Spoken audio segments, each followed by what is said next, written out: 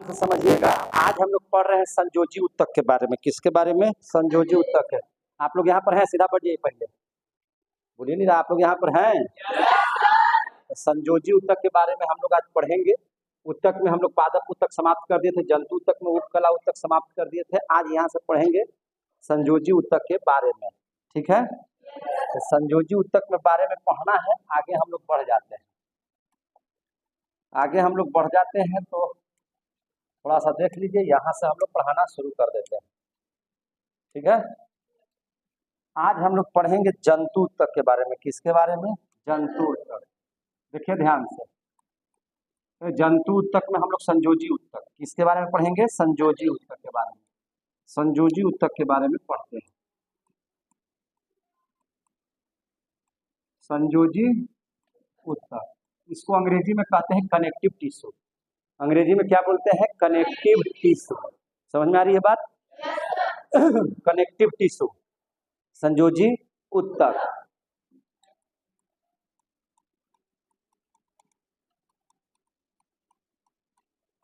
देखिए एक बात तो याद रखिएगा, कनेक्टिव का मतलब ये होता है जोड़ने वाला, जो एक दूसरे को जोड़ करके रखे। तो वैसा उत्तक है ना। उत्तक क्या है? तो एक समान प्रकार के कोशिकाओं के समूह को हम लोग क्या कहते हैं? उत्तक बोलते हैं।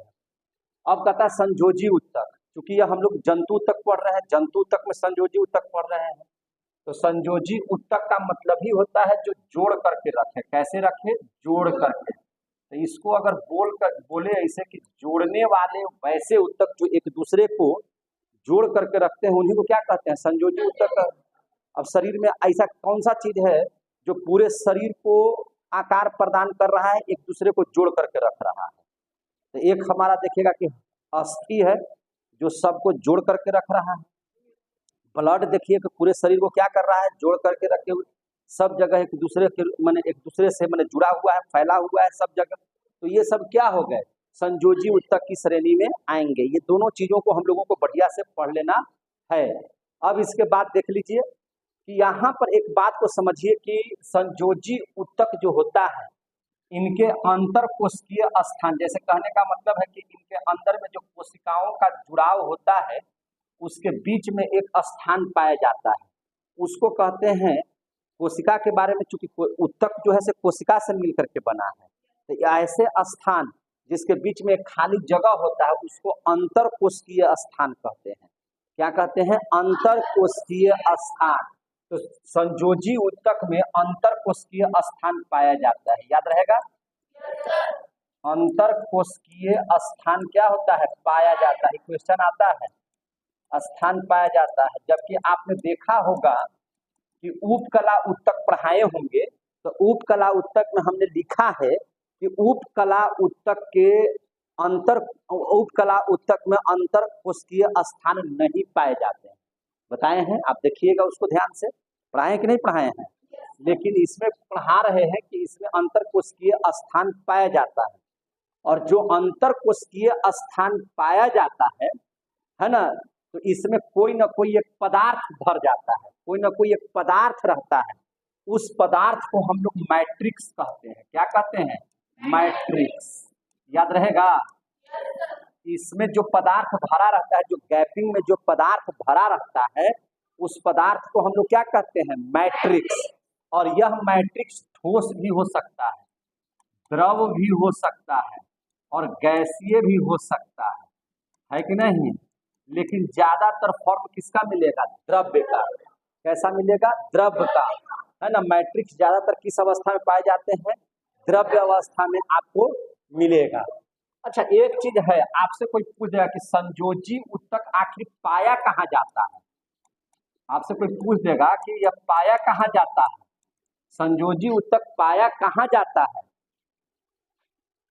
सबसे बड़े ध्यान से, बढ़िया से, धीरे धीरे आइए और जाकर के अपना जगह देख लीजिए।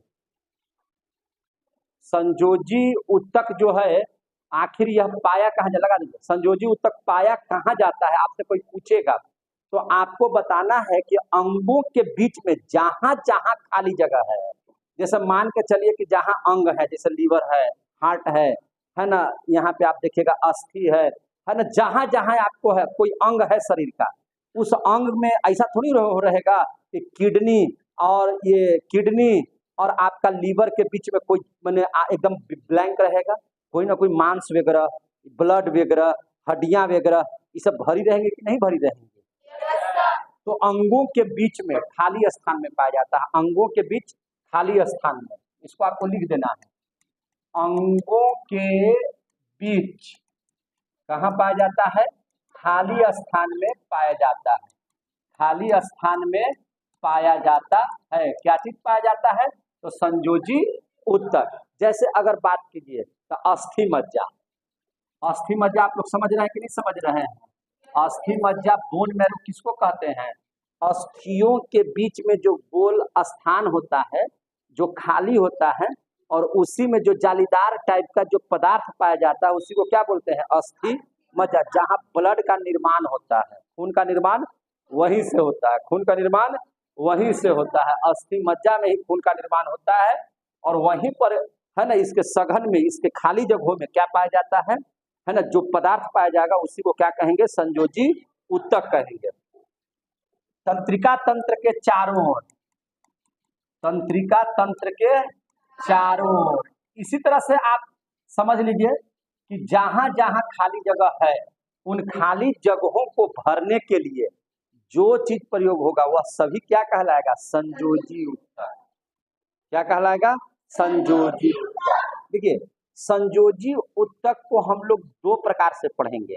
एक कार्य के आधार पर संयोजी ऊतक कितने प्रकार के होते हैं, और एक सघनता के आधार पर। सघनता बोले तो ज्यादा अगर सघन हो जाएगा तो कड़ा, थोड़ा दूरी दूरी पर रहेगा तब मुलायम।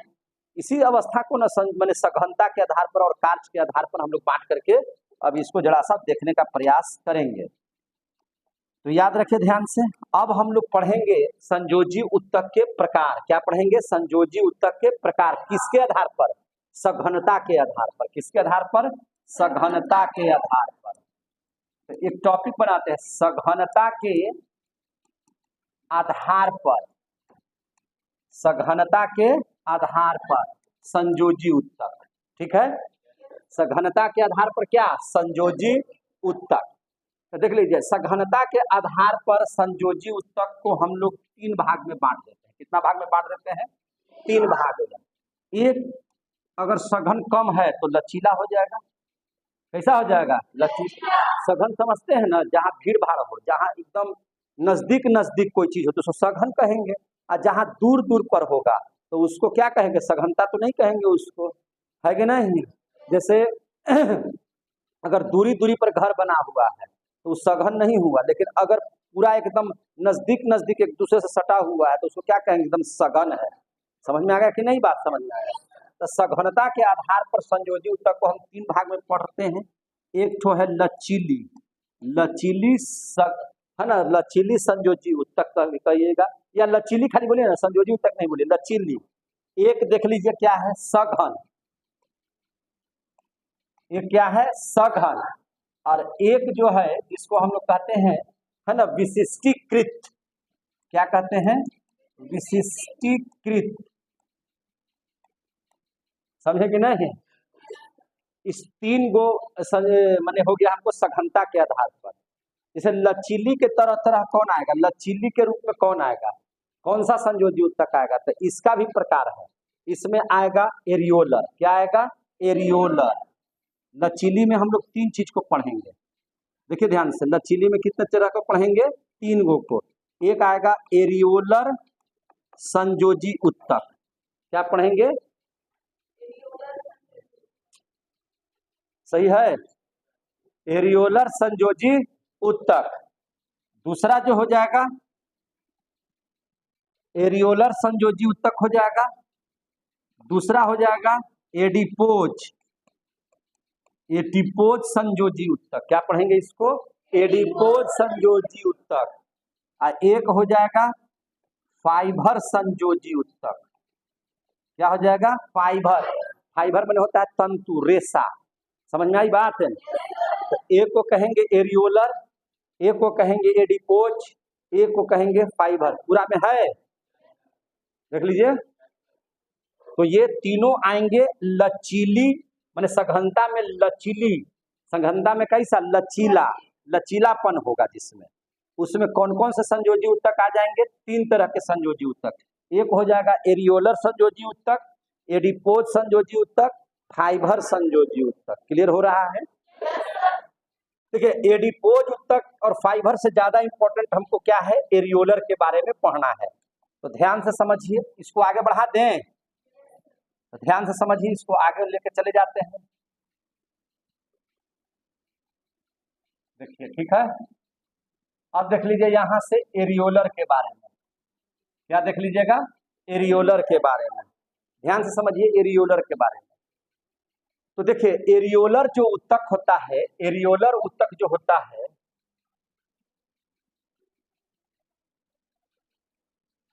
ध्यान समझिएगा।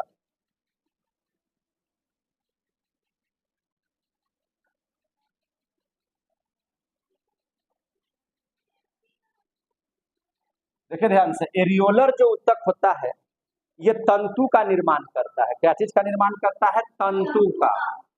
ये क्या चीज का निर्माण करता है? तंतु का। ये क्या चीज का निर्माण करता है? तंतु का।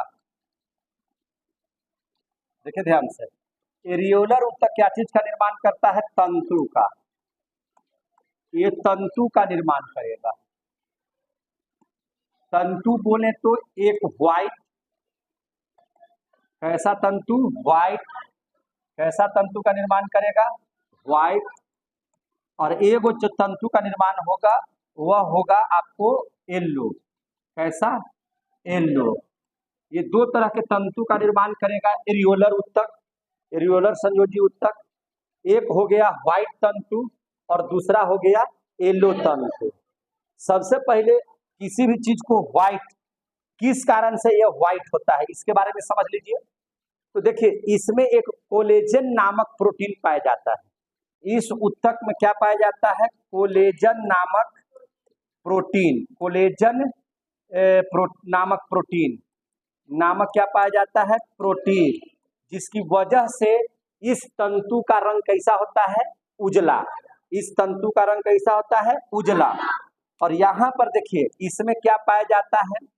तो इसमें पाया जाता है आपको इलास्टिन नामक प्रोटीन। कौन सा प्रोटीन? इलास्टिन नामक प्रोटीन। ये क्वेश्चन आया हुआ है। इलास्टिन नामक प्रोटीन पाया जाता है, जिसकी वजह से इसका कलर कैसा हो जाता है? पीला। इसका कलर कैसा हो जाता है? पीला। तो एरियोलर ऊतक माने एक तंतु का निर्माण करता है। वह तंतु 2 कलर का होता है, एक उजला और एक पीला।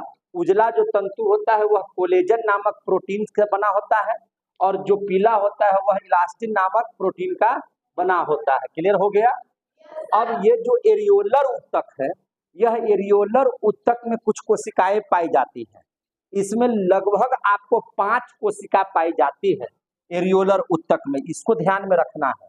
एरियोलर ऊतक में कितनी कोशिकाएं पाई जाती हैं? 5। पांचों को कैसे याद रखेंगे, ध्यान में समझिएगा। हम आपको बता देते हैं। एरियोलर ऊतक में सबसे पहला जो कोशिका है, एरियोलर ऊतक में कितनी कोशिकाएं हैं? 5। एक का नाम है फाइब्रोब्लास्ट। क्या नाम है? फाइब्रोब्लास्ट। क्या नाम है इसका? फाइब्रोब्लास्ट। ये हो गया पहली कोशिका का नाम हो गया। एरियोलर ऊतक कितनी कोशिकाओं से मिलकर के बनी है? 5 कोशिका से। कौन कौन? फाइब्रोब्लास्ट। जो दूसरा है, दूसरा जो है वह क्या चीज है? तो हिस्टोसाइट। क्या है? हिस्टोसाइट। याद रखिएगा, इसका नाम क्या है? हिस्टोसाइट। समझ में आ गया बात? तीसरा जो है ल्यूकोसाइट। क्या नाम है इसका? ल्यूकोसाइट। अब देखिए, चौथा जो है जिसका नाम है प्लाज्मा ऊतक। क्या नाम है इसका? प्लाज्मा ऊतक। क्या नाम है इसका? प्लाज्मा ऊतक। और जो 5वां है ना, उसका नाम है मास्ट ऊतक। क्या नाम है? मास्ट ऊतक। अब सर इसको एकदम बढ़िया से आप कैसे बोल दिए कि यह फाइब्रोब्लास्ट, हिस्टोसाइट, ल्यूकोसाइट, प्लाज्मा ऊतक, मास्ट ऊतक। आप भी याद कर सकते हैं। इसका एक ट्रिक है कि एरियोलर ऊतक 5 प्रकार के कोशिकाओं से मिलकर के बना है, या एरियोलर ऊतक में 5 कोशिकाएं पाई जाती हैं, जिसका नाम है फाइब्रोब्लास्ट, हिस्टोलाइट, है ना, हिस्टोसाइट, ल्यूकोसाइट, प्लाज्मा ऊतक और मास्ट ऊतक। आप इसको देखिएगा जरा सा, fibroblast F, histiocyte H, leucocyte L, plasma P, mast ऊतक M, फसलई PM। कैसे याद रखिएगा? फसलई PM। हो गया? क्या नाम रखिएगा? फसलई PM। फसलई PM। फाइब्रोब्लास्ट, H हिस्टोसाइट, ले ल्यूकोसाइट, P प्लाज्मा ऊतक, M मास्ट। ये प्रकार की कोशिकाओं से सबका अलग अलग कार्य है, याद रखिएगा। इन सबों का अलग अलग कार्य है। समझ में आ रही है बात? सबों का अलग अलग कार्य है मेरे भाई, ऐसे ही नहीं बना है, सबका अलग अलग कार्य है।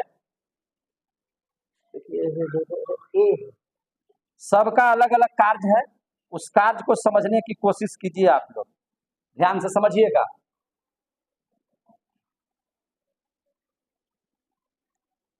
देखिए ध्यान से, सबका अलग अलग जो कार्य है उसको आप समझने का समझिएगा कि क्या क्या कार्य है। शरीर के अंदर में जंतु ऊतक तंतु का जो निर्माण करता है, रेशे का जो निर्माण करता है, वो रेशे बनाने का काम करता है फाइब्रोब्लास्ट। तो इसको हम लोग लिख सकते हैं बहुत आसानी के साथ कि इसका वर्क क्या है। तो इसका जो वर्क है, याद रखिए कि इसका वर्क है तंतु बनाना। क्या बनाना? तंतु बनाना। समझ में आ गया? जंतु ऊतक में शरीर के अंदर में जो रेशा बनते हैं, वह रेशा या तंतु जो बनाता है, वह तंतु बनाने का काम किसका है? फाइब्रोब्लास्ट का है। अब यहाँ पर हिस्टोसाइट देख लीजिए, यह आपके शरीर में जितना भी कीटाणु है जो आपके शरीर के लिए इंपॉर्टेंट नहीं है, उन कीटाणुओं में के रूप में आपका जीवाणु भी हो सकता है, विषाणु भी हो सकता है, अन्य सूक्ष्म जीव भी हो सकते हैं। उन कीटाणुओं का भक्षण करता है, यानी कि उन कीटाणुओं को नष्ट करता है। कौन कौन सी कोशिका? तो हिस्टोसाइट, जो कहाँ पाया जाता है? एरियोलर ऊतक में पाया जाता है। समझ में आ रही है बात? yes, तो इसको अगर सीधा लिखेंगे कि इसका काम है कीटाणुओं का क्या करना? भक्षण करना। क्या करना? भक्षण करना। भक्षण करना बोले तो इसको नष्ट करना। क्या करना? नष्ट करना। किसका काम है? तो हिस्टोसाइट का। समझ में आ गया बात? और वह जो कीटाणु है वह किस रूप में हो सकता है आपके शरीर में? जीवाणु के तौर पर हो सकता है, विषाणु के तौर पर हो सकता है, या अन्य छोटे सूक्ष्म जीव के तौर पर हो सकता है। अगर आपके शरीर में ज्यादा कीटाणुओं की मात्रा बढ़ जाती है किसी चीज का, तो आप बीमार पड़ जाते हैं। तो उन सभी चीजों को नष्ट कौन करता है? आपके शरीर के अंदर में पाए जाने वाले एरियोलर ऊतक की कोशिका, जिसका नाम है क्या चीज? हिस्टोसाइट। क्लियर हो गया? इसमें से कोई दिक्कत? और आपके शरीर में है ल्यूकोसाइट। तो आप जो इतना बढ़िया से बैठ करके जो पढ़ रहे हैं, तो ऐसा थोड़ी है कि इतनी आसानी से आपको जो है से रोग आपको पढ़ने देगा, है कि नहीं? रोग तो हमेशा हावी है, समझे कि नहीं? आप थोड़ी सी आपके शरीर में प्रॉब्लम हो जाएगी, आपके शरीर में अनेकों रोग भर जाएंगे, समझे कि नहीं? यानी कि आपको रोगों से लड़ने के लिए आपके शरीर में एंटीबॉडी बनता है। एंटीबॉडी का मतलब होता है ना, शरीर के अंदर में लड़ने वाले वैसे प्रतिजैविक जो है ना बाहरी रोगाणुओं से सुरक्षित आपको करता है। समझ में आ गई कि नहीं बात है? जैसे बाहर से कोई रोग का कीटाणु आपके शरीर में पहुंच गया, अगर आपके शरीर में एंटीबॉडी का निर्माण नहीं हो पा रहा है, तो शरीर की सारी कोशिकाओं को बाहरी जो कीटाणु हैं वह क्षतिग्रस्त कर देंगे और आप बीमार पड़ जाएंगे। और आप क्या हो जाएंगे? बीमार पड़ जाएंगे। तो रोगों से लड़ने के लिए, क्या चीज से? रोगों से लड़ने के लिए। क्या चीज करने के लिए? रोगों से लड़ने के लिए। समझ में आ रही है बात? एंटीबॉडी बनाता है। क्या बनाता है? एंटीबॉडी बनाता है। कौन? जोर से बोलिए। एंटीबॉडी बनाता है कौन? ल्यूकोसाइट। समझ में आ गई बात? तो ये भी कोशिकाएं हमारे शरीर में या जंतु के शरीर में रहना जरूरी है कि नहीं जरूरी है? और उसके बाद है प्लाज्मा ऊतक। तो प्लाज्मा ऊतक के बारे में तो जान ही रहे हैं, ये भी एंटीबॉडी का ही निर्माण करता है। एंटीबॉडी ही क्या करता है? बनाता है। क्लियर हो गया? अब यहाँ पर आप देख सकते हैं कि यहाँ पर आ गया मास्ट उत्तक। क्या आ गया? मास्ट उत्तक। मास्ट उत्तक 3 तरह के होते हैं, याद रखिएगा। ओए, मास्ट उत्तक कितने तरह के होते हैं? 3 तरह के। 1 मिनट। मास्ट उत्तक कितने तरह के होते हैं? 3 तरह के। देखिए, ओहो, मास्ट उत्तक है और मास्ट उत्तक कितने तरह के होते हैं? 3 तरह के। ध्यान से समझिएगा। मास्ट उत्तक कितने तरह के? 3 तरह के। मास्ट उत्तक कितने तरह के? 3 तरह के। कौन कौन? तो हिस्टामिन। क्या नाम है पहला का नाम? हिस्टामिन। दूसरा हिपेरिन। हिपेरिन। मजा आ रहा तो सो रहा। हिपेरिन। और सो जाएगा तो कोई बायोलॉजी पढ़ रहा है डॉक्टरी बनने के लिए ना जी। करना है क्या चीज का ऑपरेशन, कर देगा क्या चीज का ऑपरेशन। तो हिस्टामिन, हिपेरिन और तीसरा सेरोटेनिन। क्या नाम है इसका? सेरोटोनिन। सेरोटेनिन। समझ में आ गई बात? सेरोटेनिन। तो ध्यान दीजिए पढ़ाई पर, समझे? आप बढ़िया जानकर के ना मेरे पास आए हैं। बोलिए, आप खराब जानकर के आए हैं मेरे पास? अच्छा जानकर के आए हैं? अच्छा जानकर के आए हैं, आप पढ़वे नहीं कीजिएगा तो क्या फायदा है। लगातार आपको पढ़ा रहे हैं, लगातार समझा रहे हैं ताकि जल्दी जल्दी दिमाग में आपका अटा दे। एगो दूगो चैप्टर है, बहुत सारा चीज पढ़ना है। मास्ट उत्तक कितने प्रकार के होते हैं? 3 प्रकार के। मास्ट उत्तक कितने प्रकार के? 3 प्रकार के। यहाँ तक बात समझ में आ गई? एक का नाम है हिस्टामिन, हिपेरिन, सेरोटेनिन। आप देखिए यहाँ पर, देखिए हिस्टामिन का क्या काम है, सब जानिएगा तब ना डॉक्टर बनिएगा। तो देखिए हिस्टामिन क्या करता है, क्या गप कर रही है। हिस्टामिन क्या करता है कि रुधिर वाहिनियों को चौड़ा करता है। यह क्या काम करता है? रुधिर वाहिनियों को चौड़ा करता है। अब याद रखिए, चौड़ा करता है, बात समझिएगा। जैसे जब शरीर में से, माने शरीर के पार्ट से जब ब्लड बाहर की ओर जाता है और शरीर के चारों ओर जाता है, तो कोई ना कोई नली से होकर के जाता होगा। अरे भैया, रुधिर वाहिनी का मतलब क्या? कि रुधिर को ले जाने वाला जगह या रास्ता। वाहन का मतलब क्या होता है? जैसे हम लोग क्या कहते हैं, है ना, वाहन। तो वाहन का मतलब कि मैंने क्या क्या चीज, तो वाहन का मतलब आपका हो सकता है बस, ट्रक, कार, जीप, ट्रेन, यही सब ना वाहन है। तो ब्लड को भी, अगर ब्लड एक जगह से दूसरे जगह जा रहा है तो यह भी उसका एक वाहन है ना। और कहीं ना कहीं वह एक रास्ते से जा रहा होगा ना। अरे रुधिर परिवहन का मतलब क्या? कि रुधिर को एक स्थान से दूसरे स्थान तक जाना, वही ना वाहन का काम है। तो रुधिर वाहिनियों को चौड़ा करता है कौन? है हिस्टामिन। कैसे? देखिए, जब ब्लड निकल करके शरीर के चारों ओर जाता है तो वहां पर जो उनकी जाने वाली जो रास्ते हैं उनको थोड़ा सा क्या करता है, जैसे मान के चलिए कि ये नलिका है, इस रास्ते से जा रहा है, तो इसको थोड़ा सा चौड़ा कर देता है। क्या कर देता है? थोड़ा सा चौड़ा कर देता है, ताकि ब्लड आसानी से चला जाए, ताकि ब्लड आसानी से चला जाए। तो अब बताइए, जब ब्लड का रक्त वाहिनी, याद रखिएगा, जब ब्लड का माने जब ब्लड जाने का रास्ता अगर थोड़ा चौड़ा कर देगा तो क्या ब्लड की स्पीड थोड़ा सा कमेगा कि नहीं कमेगा? बताइए, ब्लड का स्पीड कमेगा कि नहीं कमेगा? जैसे मान के चलिए कि आप 1 इंची में मोटर के पानी को ले जाते हैं, मोटर के पानी को क्या करते हैं? ले जाते हैं, तो उसकी धार ज्यादा तेज होगी। लेकिन अगर उसके मोटर के ले जाने वाला जो पाइप है वह 1 इंची के बजाय 2 इंची हो जाएगा, माने थोड़ा सा फैल हो जाएगा, तो उसके जाने का स्पीड कमेगा कि बढ़ेगा? कम जाएगा। कम जाएगा।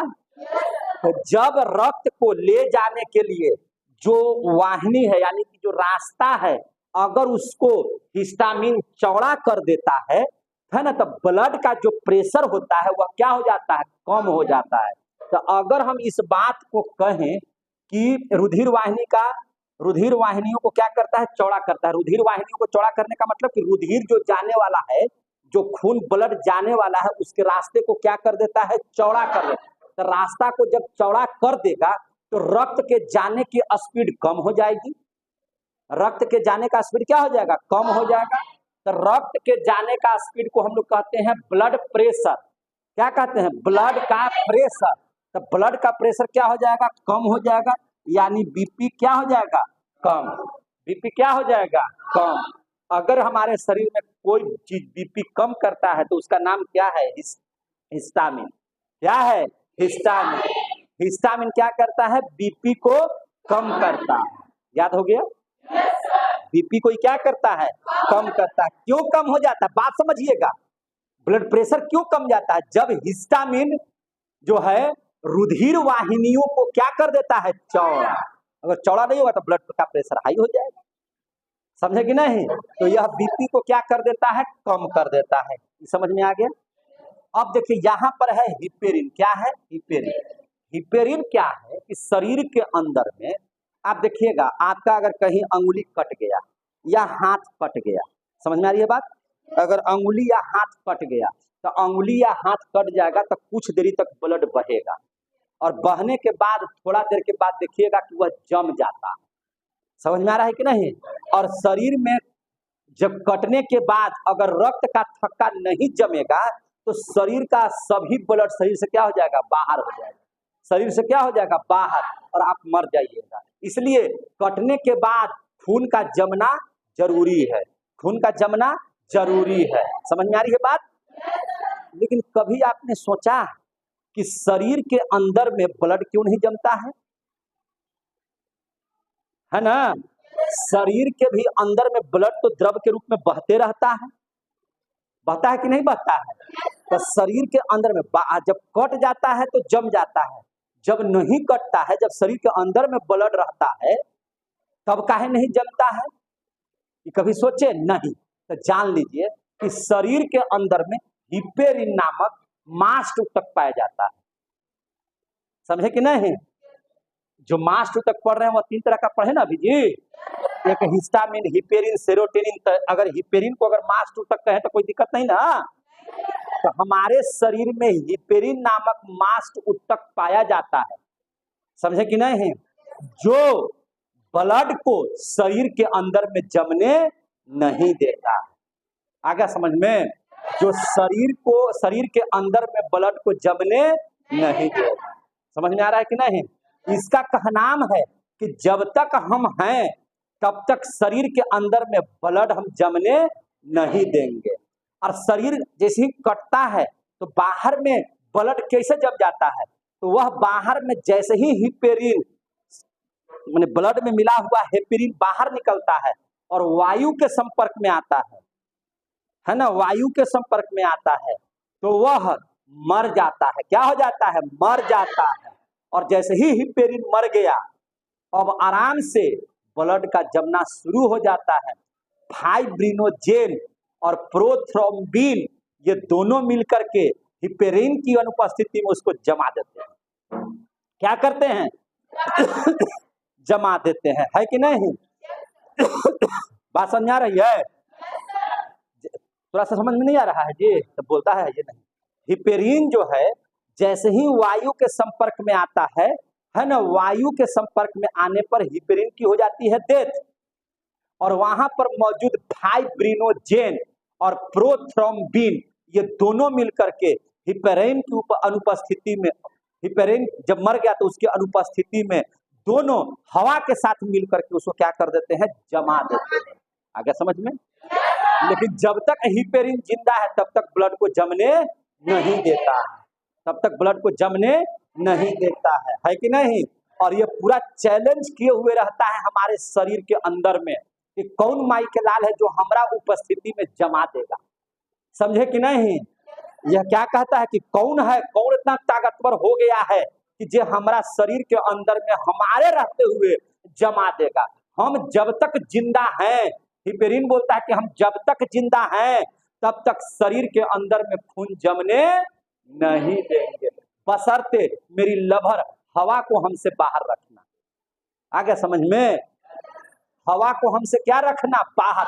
जैसे ही हवा हमको मिलेगा हवा हमको लेके चला जाएगा और हम उसके हो जाएंगे, और जब हम उसके हो जाएंगे तो आपको छोड़ देंगे, और आपको जहां छोड़े तो आपका शरीर के अंदर में ब्लड जमना शुरू। और एक बार शरीर के अंदर में ब्लड जमेगा तो आप बचिएगा? आपके शरीर में खून जमा तो आप जमराज को प्यारे हो जाएंगे। समझ में आ गई बात?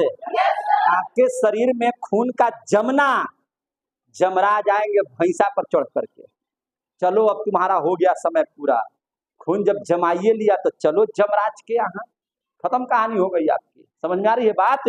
तो शरीर के अंदर में खून जमने कौन नहीं देता है? हिपेरिन। कौन नहीं जमने देता है?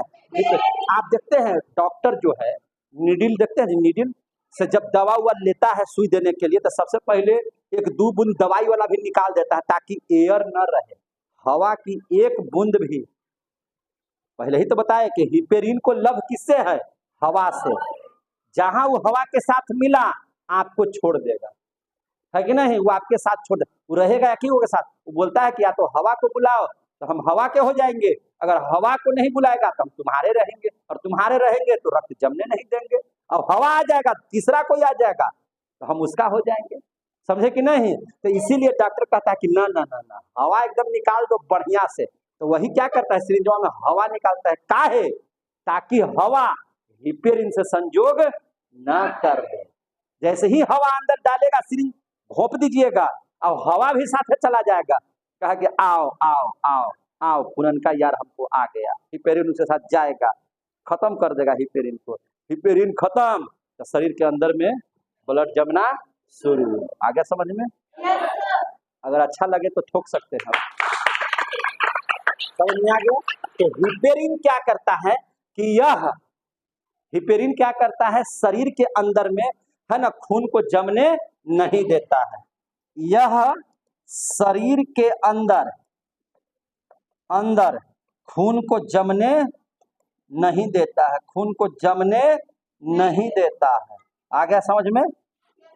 खून को जमने नहीं देता है, शरीर के अंदर खून को जमने नहीं देता है, खून को जमने नहीं देता है। आओ बढ़िया से हिला डुला के चल जाता, हिला दिया पूरा हो। समझ में आ रही है बात? खून को जमने नहीं देता है। अब रह गया सेरोटोनिन। अच्छा एक चीज बताइए, हिस्टामिन रुधिर वाहिनियों को चौड़ा करता है, ये न रहेगा सेरोटोनिन, तो अब बताइए जरा हमको, ये जब चौड़ा हो गया तो सिकुड़ाएगा कौन? और सिकुड़ाने वाला नहीं रहेगा। आप समझिए बात को, उसको समझा दीजिए। अगर सिकुड़ाने वाला कोई चीज नहीं रहे तो हमेशा तो चौड़े होते जाएगा। अब मालूम चलेगा कि चौड़ा होते होते आपके शरीर में इतना ना चौड़ा हो जाएगा कि खाली आपका नस एक को जो है भेन, एक को जो है क्या उसको धमनी और सिरा इतना ना चौड़ा हो जाएगा कि खाली वही नजरे आएगा। आएगा कि नहीं आएगा? तो भैया हिस्टामिन का काम है रुधिर जब जाए तो चौड़ा कर दे, और जब रुधिर पास कर जाए तो उसको सिकुड़ा दे। उसको क्या कर दे? सिकुड़ा दे। तो सिकुड़ाने वाला भी रास्ता को चाहिए ना, चौड़ा भी होना चाहिए और सिकुड़ना भी चाहिए। चौड़ा खाली रह जाए तो वो तो भंभार हो जाएगा, ना हो जाएगा भंभार। तो चौड़ा हो लेकिन फिर क्या हो जाए? सिकुड़ जाए। क्या हो जाए? सिकुड़ जाए। तो इसका काम क्या है? यह रक्त वाहिनियों को क्या कर देता है? सिकुड़ा देता है। क्या करता है? सिकुड़ा देता है। समझ में आ गई बात? तीनों का कार्य समझ में आ गया? तो आपका संयोजी उत्तक का एरियोलर उत्तक यहीं पर समाप्त हो गया समझ में? बाकी में वैसा कोई जान नहीं है। बाकी को आप देखिए जरा सा ध्यान से। एरियोलर उत्तक हम लोग पढ़ रहे थे, अब इसी में पढ़ना है हम लोगों को, याद रखिए। इसी में अब पढ़ लेना है एडिपोज उत्तक। क्या पढ़ लेना है? एडिपोज उत्तक। एडिपोज उत्तक को ही पढ़ लिया जाए, तब इसका जगह चेंज कर देते हैं, है ना, उसको सेव कर लेते हैं। और अब पढ़ लेते हैं हम लोग कौन सा उत्तक? एडिपोज उत्तक। क्या पढ़ लेते हैं? एडिपोज। समझ में आ रहा है बाबू सबको? एडिपोज उत्तक। एडिपोज उत्तक इसी को कहते हैं वसा उत्तक। इसी को क्या कहते हैं? वसा उत्तक। इसको क्या कहते हैं?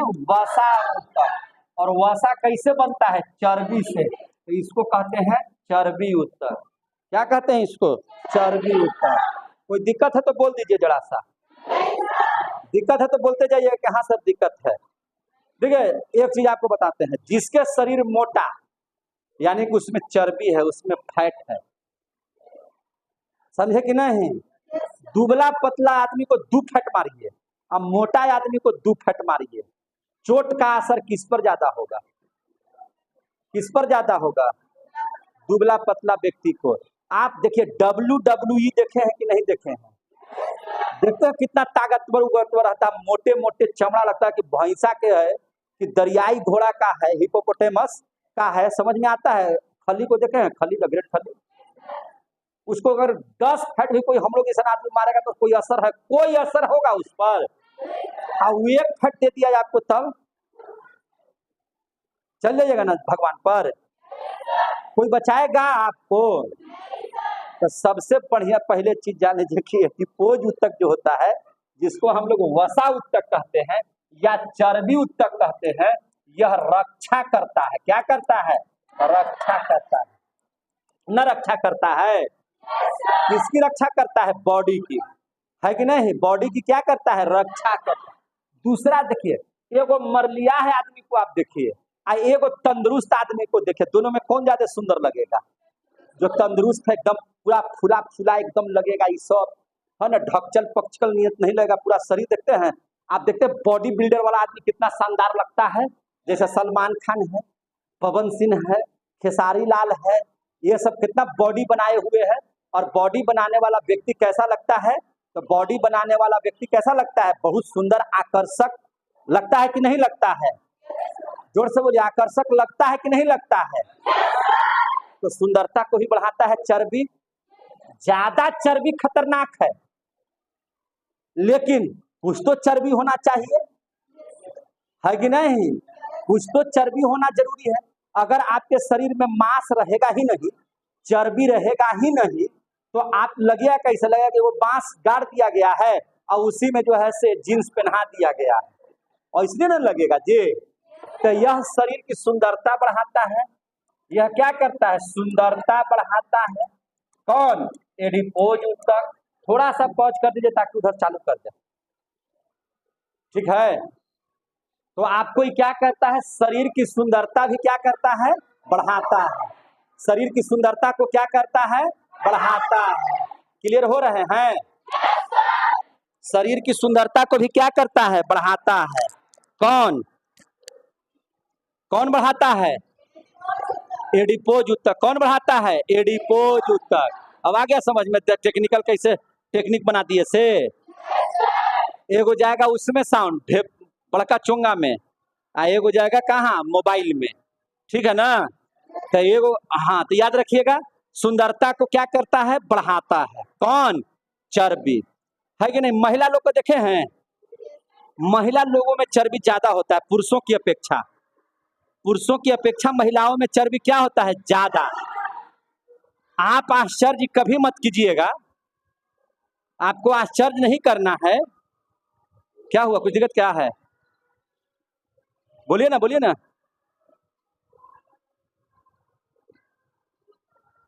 कोई दिक्कत है तो बोल दीजिए।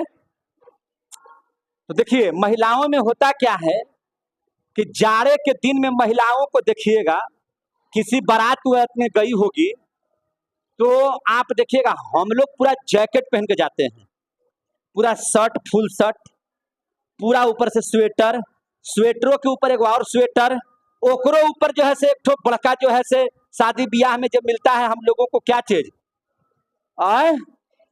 ब्लेजर, उसको उसको भी हम लोग पहन लेते हैं, सूट वगैरह पहन लेते हैं।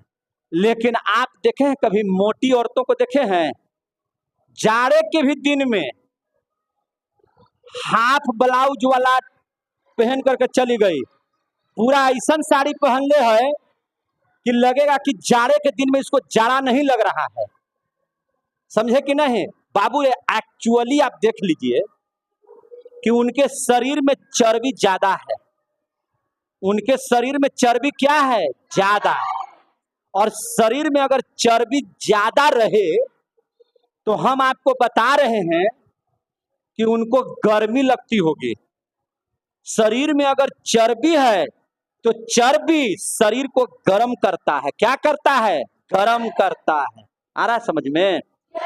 इसलिए कभी भी इस बात से आश्चर्य मत कीजिएगा कि शादी विवाह या पार्टी में किसी महिला को सिर्फ बंडी पहन ले दिसंबर और जनवरी के महीने में आप देख लीजिए, तो आप हंसिएगा मत उस पर। यहाँ तो हंस रहे हैं तो अच्छा कर रहे हैं, तो ओजा पे ठोकइबो कीजिएगा, क्योंकि उनका शरीर मोटा मोटा है और मोटापा की वजह क्या है? चर्बी, और चर्बी का काम है शरीर में गर्मी को लाना, शरीर में गर्मी प्रदान करना।